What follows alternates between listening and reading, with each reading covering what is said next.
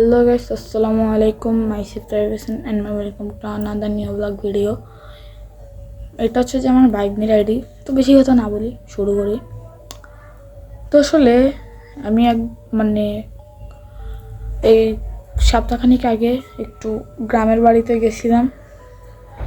তো ওই দিন আমি আমার ভাগ্নি ওর সাথে হচ্ছে যে বাইরে মানে রাত্রেবেলায় তখন রাত 3টা না 2টা বাজে, 2টা, হ্যাঁ 2টা বাজে যে আমরা বাইরে ছিলাম খেলতে, কি বলি ঘুরতে। তো আমরা তখন যাইতাছি, তখন আমার ভাই হঠাৎ করে খেয়াল করলো ওর পিছে কে জানি আছে। ও আমারে বলার পর আমি বলি আরে কেউ না, তুই মনে ভুল। এরপর আমরা সামনে যাইতেছি। আর আমাদের গ্রামে বাজারে যাইতে এলে একটা ব্রিজ টাইপের আছে ছোট, মানে যে বড় ব্রিজ থাকে না ওইরকমই কিন্তু ছোট। তো ওইখানে অলরেডি পৌঁছে গেছি, এখানে উঠবো তখন লাগছে আমাদের দুজন পিঠে কেনে হাত দিছে। আমরা তো বয় ওর কি ছিল, খুব জোর মতো ধরে গেছে বয়, তুই বল। তো খুব জোর মতো ধরে গেছিল।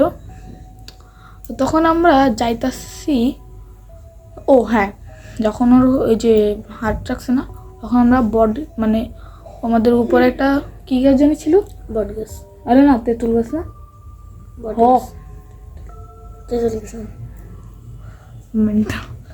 তেঁতুল গাছ ছিল। তো আমরা গেছি আর দেখি একটা নতুন দোকান, এটা আগে কখনো ছিল না। চাচাটা জিজ্ঞেস করছি আর মানে ওই দোকানে একটু গেলাম, চাটা খাইলাম। তো লাস্ট পর্যায়ে চাচারা জিজ্ঞেস করলাম আপনি কি, আপনারা তো আগে কখনো দেখিনি এখানে। সে বলে আমি আরও অনেক আগে থেকে ছিলাম, কিসের দোকানে। আর ওই দোকানটা পিছেই কিন্তু বিশাল বড় একটা কবরস্থান আছে। তো আমরা ভয়ে চলে গেছি। তো আমরা হাঁটতে হাঁটতে দেখি না মানে হচ্ছে যে আমরা হচ্ছে যে তখন আমরা আসলে বট গাছের নিচে। তো তখন হচ্ছে যে বট গাছের নিচে তো আমরা উপরে হঠাৎ করে দেখি মানে কি কালার জানি একটা জামা ছিল, সিরাবিরা সাদা, ও হ্যাঁ সাদা কালার একটা, মুখ অনেক বিকৃত মানে বিটকুটে, মানে বমি করে দেওয়ার মতো। তো তখন আসলে আমরা অনেক ভয় পেয়েছিলাম। তো আমরা আয়াতুল কুরসি পড়তে পড়তে সামনের দিকে আগায় যাই। তো ঘুরতেছি, তখন হঠাৎ দেখলাম মানে আমরা আসলে মূল উদ্দেশ্যটাই ছিল আমরা চন্দ্রগঞ্জে ইন্টারনেট ক্যাফেতে আসলে খেলবো। খেললাম, খেলে আসার পথে দেখি কি রে বট গাছটাও নেই, যেটা রিয়েলি আমাদের পিছে তখন কি যেন একটা হাত। আমরা পিছে দেখি ওইটা দেখে আমরা ধুমসে দিতেছি দৌড় দিতেছি। তখন দৌড় দেওয়ার সময় আমরা একটা জিনিস খেয়াল করছি, ওই নতুন বৃদ্ধের দোকানটা আর নেই। তখন আমরা ওটা দেখে আরো ভয় পাই। আর ওই বটগাছটা আমরা আটকে উঠছিলাম, মনে আছে যে বটগাছটা আমরা আটকে উঠছিলাম, এটা হঠাৎ আবার আসছে কোথা থেকে। আর যদি কেউ লাগায়ও থাকে না তাহলে এত তাড়াতাড়ি বড় হয়েছে কেমনে। এরপর যাওয়ার সময় দেখি তেঁতুল গাছটাও নাই। ওইটা আসলে আমরা যেটা রিয়েলি ওটা মানে সত্যি কথা, ওটা হচ্ছে যে ছিল না, রাইট। তো ওইটাও দেখে আমাদের বুক টুক করে যা শুকায় যায়, আমরা ঘরে যাই জলদি করে ঢুকি। কিন্তু রাত্রেবেলা আমার ঘুম আসে না, বারবার আমাদের লাগতেছিল আমাদের পাশে কে জানি একজন শুয়ে আছে। বলতে পারেন আমরা মাঝখানে শুয়েছি, তো আমাদের পাশে যে কয়জন ছিল ওরা ওদের অনুভব করছি না, আমরা একদম সাইডে শুয়েছি, সাইডে শুই। তো এগুলোর জন্য আমরা মানে ভয় পাচ্ছিলাম। তো আসলে এগুলা খুব একটা খুবই ভয়ানক।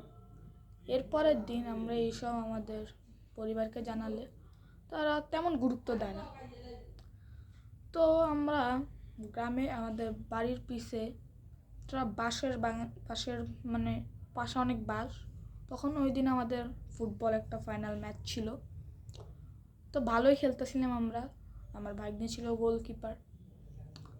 বাট ও বারবার মানে ডান যদি গোল মারে ও যাইতে চায়, বাট ও ওই নিজে থেকে বলছে জোরে কে জানি ধরে লাগতেছে রাইট। আবার ডানে যেতে গেলে কি হয়, ধরে রাখে আমাকে, ওর লাগে আর আমরা এইসব কারণে ম্যাচটা ওই দিন হেরে যাই, ফাইনাল ম্যাচ। এর জন্য ওর আর আমার উপরে অনেক জিদ করছিল ওরা। এক পর্যায়ে আমাদের বাইর করে দিত টিম থেকে, কিন্তু আল্লাহ রহমতে বাইর করে নেই।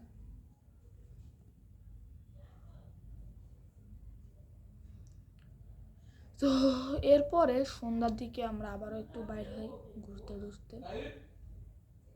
তো গাইস আমরা হচ্ছে যে একটু খাইতে গেছিলাম, তো একটু তো সন্ধ্যাবেলার ঘটনাটা আমার বাগ্নি বলবে। বল। আমরা খেলার পরে আমরা একটু খেলা না মানে বাসা চলে গেছিলাম আর সন্ধ্যাবেলা, তারপরে আমরা বাইরেছি, সন্ধ্যাবেলা বার হয়েছিলাম। আমাদের মনে হয়েছে আমাদের পিছনে আরো আছে, তারপরে আমরা কি আছে যাই না কি আছে। তারপরে আমরা আজকে মনে করেন ওই দিন আমরা এত দূরে যাই নাই, দিয়ে হালকা পাতলা ঘুরছি। তারপরে আমরা ভয় চলে আসছিলাম, এর জন্য রাত্রেবেলায় হালকা পাতলা ঘুরছিলাম, সন্ধ্যাবেলায় আমরা একটু বেশি ঘুরছি। তারপরে আমরা আবার ওই জায়গায় গেছি, ওই বট গাছটা আবার দেখছি। সে সত্যি কথা, যেটা আপনারা অনেক মনে করেন এগুলো ফেক, কিন্তু ফেক না। আচ্ছা এখন তুই বল তুই বলতে থাক বাকি ঘটনা বল। তারপরে আমরা আবার আয়তর করছি, ফুটতে গেছি, দেখি ওই দোকানে আবার দোকানটা আইছে, কিন্তু না ছিল না, দোকানটা ছিল না, অন্য আমাদের একটা পরিচিত ভাইয়ের দোকান ছিল। হ্যাঁ, আমরা মনে করছি এটাও অন্যরকম, আর এই জন্য আমরা যাই নাই। উনি আমাদেরকে পিছন থেকে ডাকে বলে এদিকে আসে তোমরা।